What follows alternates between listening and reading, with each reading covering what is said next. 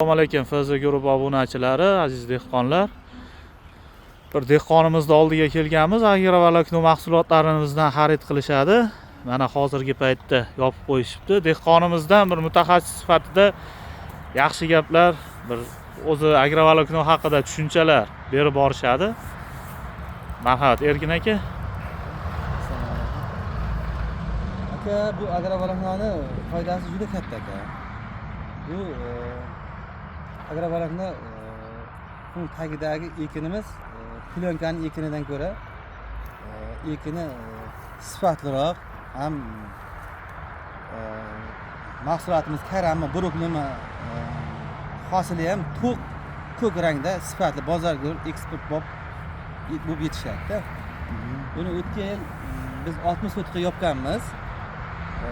Effektini ko'rganmiz aka. Tajriba qilib ko'rgansiz. Tajriba ko'rganmiz. 60 sotixda hosildorligi ham plyonkanikidan ancha yuqori bo'ldi-da. Ham bu kilo boshishi ham, og'irligi ham juda farq qildi-da. Shuning uchun men bu yil 5 gektarga yopdik aka. Keyingi yil xudo xolasa 20 gektarga yopamiz. Nima qilib turibmiz? Xudo xolasa. Xudo xolasa. Foydalarini sezgansiz, effektlari yaxshi bo'lgan.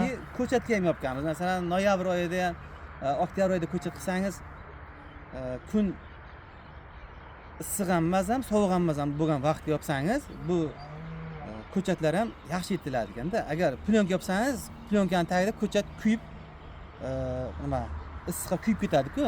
Bunda kuymaydi. Buni yopganingizdan ko'chat ham zo'r sifatli, to'q rangda, baquvvat bir yaxshi ko'chat bo'lib yetishdi-da. Xudo barakasini bersin. Aka, terlashlari haqida qanaqa aka fikrlaringiz? Terlamaydi aka bu. Suv ishlamaydi. Suv ishlamaydi, terlamaydi. Aha. Buruqlini ustiga petni tushib qolmaydi.